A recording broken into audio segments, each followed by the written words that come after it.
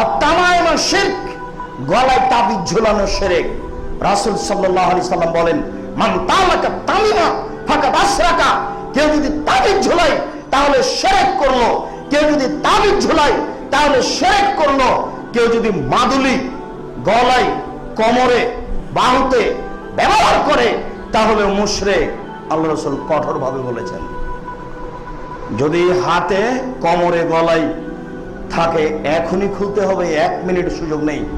হুজুর যদি 22 হাতের পাগড়ি মাথায় বেঁধে আল খাল্লা হাঁটু পর্যন্ত, টাকনু পর্যন্ত জুব্বা পরে সূরা ইয়াসিন দিয়ে তাবিজ লিখে দেয়, তবুও তা হারাম, তবুও তা শিরকে কাফর। হুজুরদের তো জাহান্নাম হবেই, আপনারও ফলাফল ভয়াবহ। আপনি সাবধান থাকুন। পৃথিবীর কোনো মানুষই তাবিজ লিখে দিতে পারে না, আপনি লিখতে পারেন না। আল্লাহ রাসূল স্পষ্ট ভাবে বলেছেন, মান তালাকা তামিমা ফাকাদ আশরাকা, কেউ যদি তাবিজ ঝুলাই তাহলে শিরক করলো।